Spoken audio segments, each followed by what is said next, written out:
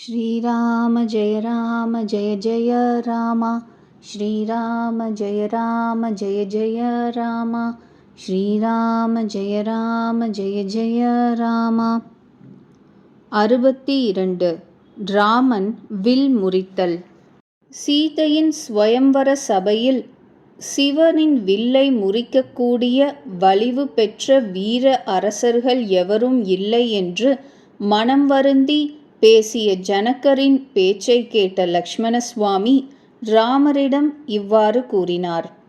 ரகுவம்சத்தினர் எங்கிருந்தாலும் அந்த கூட்டத்தில் எவரும் இப்படி பேசக்கூடாது. அப்படி தகாத சொல்லை ரகுகுலச் செம்மல் வந்திருக்கிறார் என்றறிந்தும் கூட ஜனகர் பேசிவிட்டார். அண்ணா, சூரிய குலம் என்ற தாமரைக்கு சூரியனே, கேளுங்கள். நான் இயல்பாகத்தான் பேசுகிறேன், தற்பெருமை அல்ல. தங்கள் ஆணையை நான் பெற்றால் நான் இந்த பிரம்மாண்டத்தையே பந்து போல எடுப்பேன். அதை வேகாத பானையைப் போல போட்டு உடைப்பேன். நான் சுமேரு மலையையே ஒரு மூலிகையைப் போல பிடுங்குவேன். பகவானே, தங்கள் பிரபாவத்தின் முன் இந்த பரிதாபத்திற்குரிய பழைய பினாக்கம் என்ற வில் எம்மாத்திரம்? இதை புரிந்து கொண்டு ஐயா ஆணையிடுங்கள். கொஞ்சம் விளையாடி பார்க்கிறேன், அதையும் பாருங்கள். தாமரை தண்டு போல் இந்த வில்லை தூக்குவேன். 100 யோஜனை தூரம் தூக்கிக் கொண்டு ஓடுவேன்.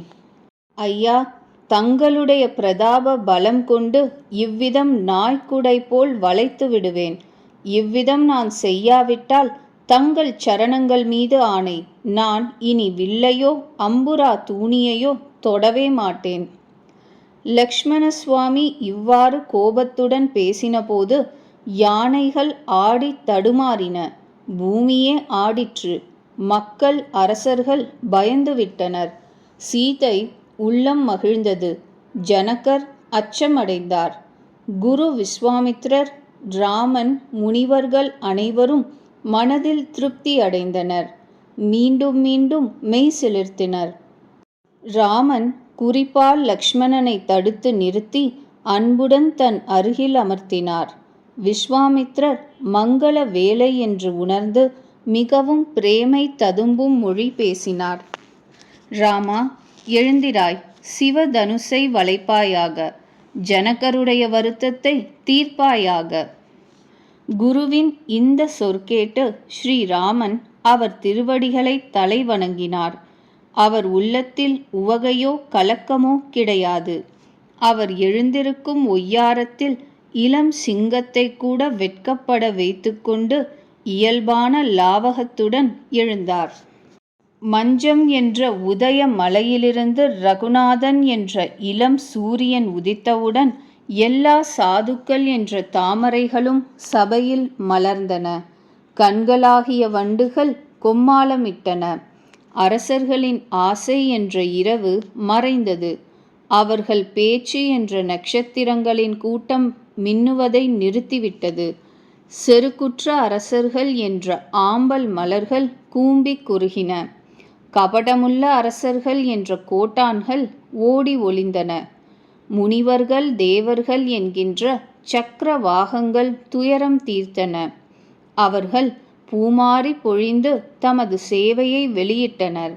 பக்தியுடன் குருவின் திருவடிகளை வணங்கி ஸ்ரீராமன் முனிவர்களின் அனுமதியை வேண்டினார். ஸ்ரீராமனை மிகவும் பக்ஷத்துடன் பார்த்து தோழிகளை அருகே அழைத்து சீதையின் தாயார் அன்பினால் குழைந்து போய் புலம்புவது போல் இன்மொழி கூறினாள். தோழிகளே, நமக்கு ஹிதமானவர்கள் என்று சொல்லிக் கொள்பவர்கள் கூட எல்லோரும் வேடிக்கை பார்க்கிறார்கள்.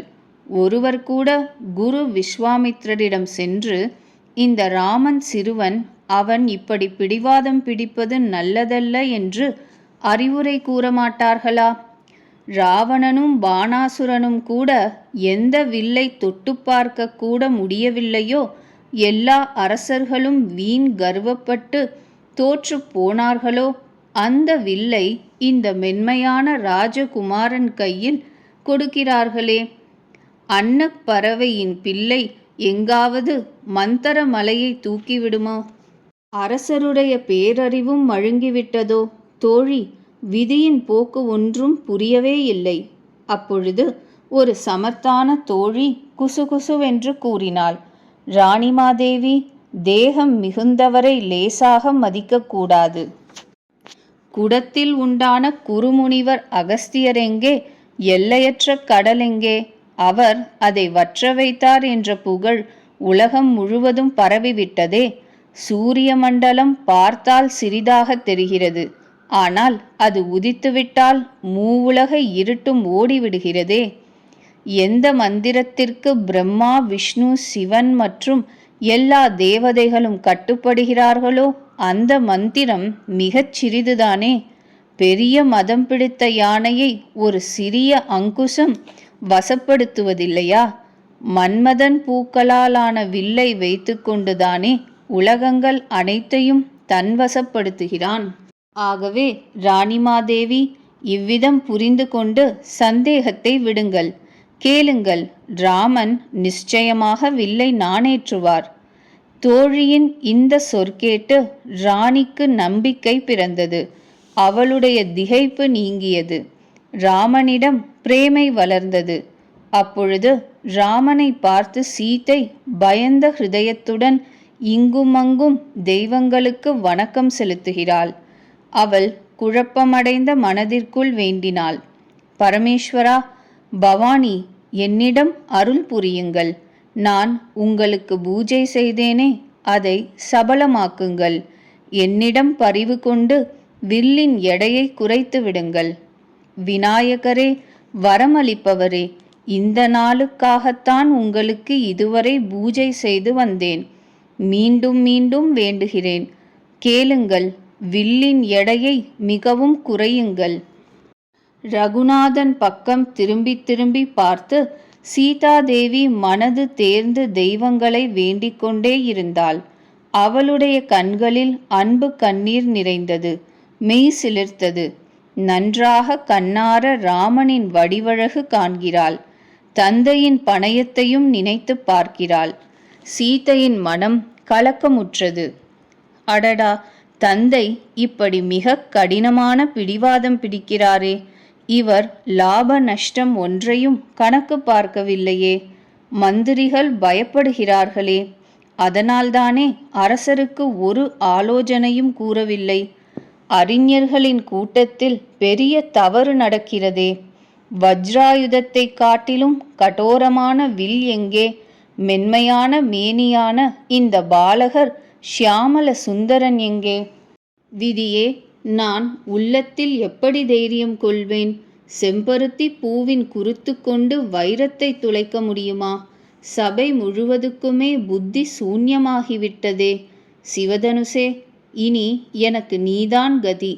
நீயே உன் பலுவை மக்களின் மேல் வாரி இறைத்துவிட்டு ரகுபதியின் மென்மை உணர்ந்து பார்த்து லேசாகிவிடு. இவ்விதம் சீதையின் உள்ளத்தில் பெரும் வேதனை திளைத்தது. ஒவ்வொரு நொடிப்பொழுதும் பல யுகங்களாக நீண்டு கழிந்து கொண்டிருந்தது. பிரபுவை பார்க்கிறாள். பிறகு குனிந்து பூமியை பார்க்கிறாள். சீதையின் சஞ்சலமான கண்கள் சந்திர மண்டலம் என்ற ஊஞ்சலில் மன்மதனின் இரு மீன்கள் துள்ளுவது போல் ஓடியாடி விளங்கின. சீதையின் வாக்கு என்ற வண்டை அவளுடைய முகம் என்ற தாமரை சிறைப்பிடித்து வைத்துவிட்டது. வெட்கம் என்ற இரவை கண்டு அது மலரவில்லை. கண்களின் நீர் கண்களின் ஓரத்திலே விழாமல் நிற்கின்றது. பெரிய கஞ்சன் கையில் கிடைத்த தங்கம் ஒரு மூலையில் பதுங்கியிருப்பது போல. தனக்கு கலக்கம் அதிகமாவதை நினைத்து சீதாதேவி சங்கோஜம் அடைந்தாள். உறுதி பெற்று உள்ளத்தில் நம்பிக்கை கொண்டாள். நான் உடல் மனது சொற்களால் செய்த சபதம் உண்மையானால், ரகுநாதனின் திருவடி தாமரைகளில் உள்ளம் அன்பு கொண்டிருப்பது உண்மையானால், எல்லோர் இதயத்திலும் வாழ்கின்ற பகவான் என்னை ரகுவரனுடைய அடியாளாக நிச்சயம் செய்வார். எவருக்கு எவரிடம் உண்மையான அன்பு இருக்குமோ அவருக்கு அவர் கண்டிப்பாக கிடைப்பார். இதில் ஐயமில்லை. பிறகு பிரபுவின் பக்கம் பார்த்து அவரை நோக்கி தன் மேனியை நிறுத்தி பிரேமையை உறுதி கூறினாள். இவருக்குத்தான் என்று இந்த மேனி இருந்தால் இருக்கட்டும், இல்லாவிட்டால் போகட்டும். கருணாநிதியான ராமன் எல்லாவற்றையும் அப்பொழுது புரிந்து கொண்டார். அவர் சீதையை பார்த்துவிட்டு திரும்பி கருடன் சிறு பாம்பை பார்ப்பது போல வில்லையும் பார்த்தார். ராமன் சிவ வில்லை திரும்பி பார்க்கிறார் என்று லக்ஷ்மணர் கண்டார். அக்கணம் அவர் மெய் சிலிர்த்தது. பிரம்மாண்டங்களையெல்லாம் தம் காலால் அழுத்திக் கொண்டு பேசினார். திசை யானைகளே, ஆமையே, ஆதிசேஷனே, வராக மூர்த்தியே, என் ஆணையை நன்கு கேட்டுக்கொண்டு கவனமாக இருங்கள். ராமபிரான் சிவனின் வில்லை நாணேற்ற விரும்புகிறார். தீரத்துடன் பூமி கொஞ்சம் கூட அசையாமல் இருக்கும்படி பூமியை அழுத்தி பிடித்து கொள்ளுங்கள். ராமன் வில்லின் அருகே சென்றார். அப்பொழுது ஆண் பெண்கள் அனைவரும் தேவர்களையும் புண்ணியங்களையும் நினைத்தனர். எல்லோருடைய சந்தேகங்கள், அஞ்ஞானங்கள் அற்ப அரசர்களின் செருக்கு, பரசுராமரின் கர்வத்தின் சுமை, தேவர்கள் முனிவர்களின் கோழைத்தனம், சீதையின் கவலை, ஜனகரின் பச்சாதாபம், ராணிகளின் கொடிய துயரம் என்ற காட்டுத் தீ, இவை எல்லாமே சிவபெருமானின் வில் என்ற கப்பலில் ஏறி கூட்டமாக கூடி அமர்ந்துவிட்டன. ராமனின் புஜ வலிமை என்ற எல்லையற்ற கடலை கடந்துவிட விரும்புகின்றன. ஓடக்காரன்தான் இல்லை. ஸ்ரீராமன் எல்லோரையும் ஒரு முறை பார்த்தார். யாவரும் சித்திரத்தில் எழுதப்பட்டவர் போல் அசையாமல் கண் இமைக்காமல் இருப்பதை பார்த்துவிட்டு மறுபடியும் கருணாநிதியான ராமன் சீதையை திரும்பி பார்த்தார். அவள் மிகவும் கலக்கமுற்றிருக்கிறாள் என்று அறிந்து கொண்டார். அவர் ஜானகி மிகவும் தளர்ந்திருப்பதை பார்த்தார். அவளுக்கு ஒவ்வொரு கணமும் கற்ப காலமாக கழிந்தது. தாகமுற்ற மனிதன் தண்ணீர் கிடைக்காமல் உடலை விட்டானானால் அவனுக்கு இறந்த பிறகு அமுத தடாகம்தான் என்ன உதவி செய்ய முடியும்? வயல்கள் எல்லாம் வற்றி வெடித்த பிறகு மழை வந்து என்ன பயன்? நேரம் தவறின பிறகு பச்சாதாபப்படுவதால் என்ன லாபம்? மனதில் இவ்விதம் கருதி ராமன் சீதையை பார்த்து அவளுடைய பிரேமாதிசயத்தைக் கண்டு மெய் சிலிர்த்தார். மனதார குருவை பணிந்தார். வெகு லாகவமாக வில்லை எடுத்தார். அதை நிமிர்த்தினபோது மின்னலைப் போல அது மின்னியது.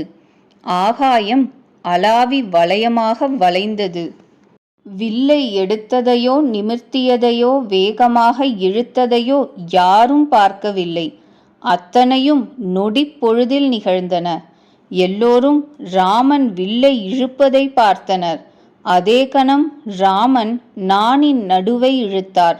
பயங்கர ஒளி உலகம் முழுவதும் பரவியது. கோர பயங்கர டங்கார ஒளி உலகம் முழுவதும் சூழ்ந்தது. சூரியன் குதிரைகள் வழி தவறி போயின. திசை யானைகள் தடுமாறின. பூமி ஊசலாடியது. ஆதிசேஷன், ஆமை, வராகமூர்த்தி தடுமாறினர். தேவர்கள், அரசர்கள், முனிவர்கள் காதுகளை கைகளால் மூடிக்கொண்டு கலங்கிப்போய் ஆலோசித்தனர். துளசிதாசர் கூறுகிறார், இங்கு எப்பொழுது ராமன் வில்லை முறித்துவிட்டாரோ அப்பொழுதே ராமனுக்கே வெற்றி என்று அனைவரும் லோகமும் கோஷமிட்டனர். சிவபெருமானின் வில்தான் கப்பல், ராமனின் புஜபலம்தான் கடல். வில் முறிந்து கப்பல் உடைந்து விட்டது. மோகத்தின் காரணமாக இந்த கப்பலில் ஏறினவர்கள் தொலைந்தார்கள். எல்லோருடைய அஞ்ஞானம், சந்தேகம், முட்டாள் அரசர்களின் கர்வம், பரசுராமரின் கர்வம், தேவர் முனிவர்களின் பயம், சீதையின் கவலை, ஏன் இப்படி பணயம் வைத்தோம் என்ற ஜனக ராஜனின் பச்சாதாபம், ராணிகளின் மனக்குமைச்சல், இவை எல்லாம் ஒருங்கே தீர்ந்தன. ஸ்ரீ ராமச்சந்திர பிரபு வில்லின் 2 துண்டுகளையும் தரையில் போட்டார். இதை பார்த்து மக்கள் அனைவரும் மங்கள கோஷம் முழங்கினர். விஸ்வாமித்ரர் என்ற தூய கடலில் அழகான ஆழமான பிரேமை என்ற நீர் நிரம்பியிருந்ததே. ராமன் என்ற முழு நிலவை பார்த்து அந்த கடல் மெய் சிலிர்த்தது போல அலைகள் பெருகின. ஆகாயத்தில் வேகமான மங்கள முரசுகள் முழங்கின. தேவ பெண்மணிகள் பாடி ஆடினர். பிரம்மா முதலிய தேவதைகள், சித்தர்கள், முனிவர்கள் பிரபுவை கொண்டாடினர், ஆசி அளித்தனர். பல நிற மலர்களையும் மாலைகளையும் தூவினர். கின்னரர்கள் இனிய கீதங்கள் பாடினர். பிரம்மாண்டங்கள் அனைத்திலும் வெற்றி முழக்கம் பரவியது. அதில் வில் ஒடிந்த எதிரொலியே கேட்கவில்லை. ஆங்காங்கே ஆண் பெண்கள் ராமன் சிவனின் பெரிய வில்லை ஒடித்து விட்டார் என்று மகிழ்ந்து கூச்சலிட்டனர்.